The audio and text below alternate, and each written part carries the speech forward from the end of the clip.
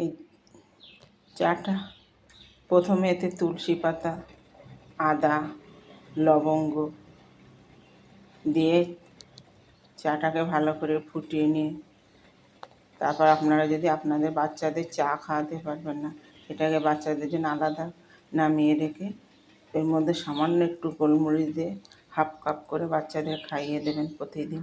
বাচ্চাদের গলা ব্যথা, জ্বর, সর্দি কাশি থেকে আপনার বাচ্চারা সব ভালো থাকবে। আর এই আপনারা চাটা করে খাবেন, চিনিও দিতে পারেন এবং যার ইচ্ছা মতন নাও দিতে পারেন। এর মধ্যে 1 চামচ লিকার দিয়ে এই চাটা বড়রা খাবেন।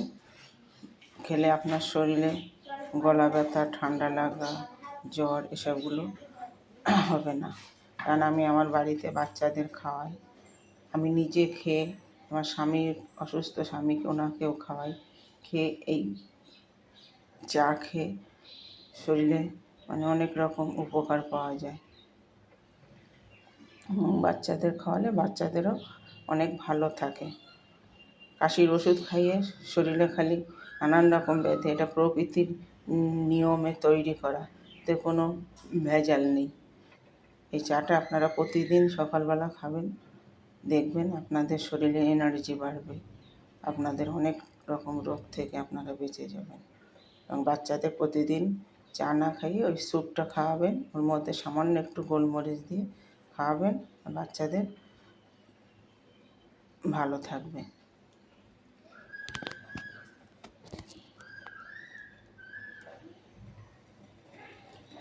আমি স্যুপটাকে আগে বাচ্চাদের জন্য নামিয়ে নিয়ে তারপর এর মধ্যে চায়ের লিকার দিয়ে 2 মিনিট রেখে তারপর চাটাকে ছেঁকে নেব, নিয়ে তারপরে ভালো করে না পুড়লে তুলসীর, আদা আর লবঙ্গ যে দেওয়া আছে তার ফ্লেভারটা বেরোবে না।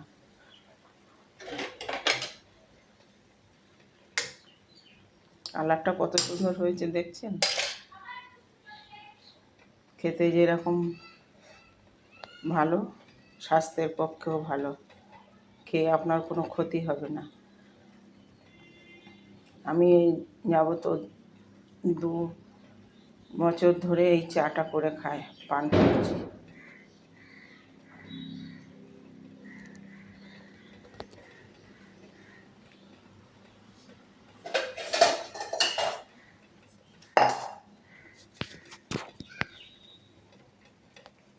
কিছুটা চা আমি এটাকে ঢেলে নিলাম। বাচ্চাদের জন্য স্যুপটা রেখে দেবো।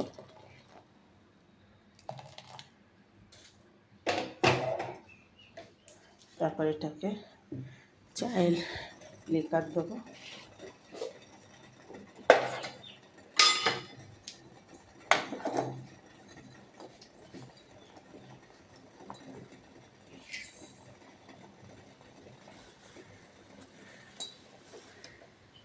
আর থেকে 2 চামচ লিকার দিয়ে দিলাম। এটাকে একটুখানি সামান্য ঢেকে রেখে দিলাম।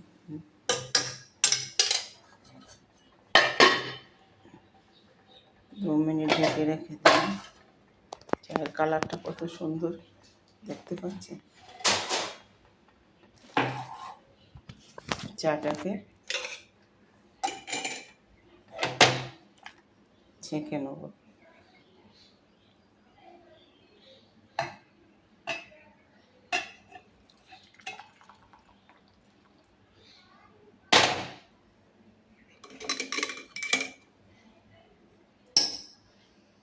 এই যে বাচ্চাদের খাওয়ানোর জন্য এই কত সুন্দর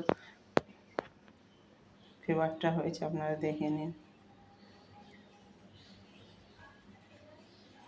ওকে, ধন্যবাদ, আমি রাখলাম।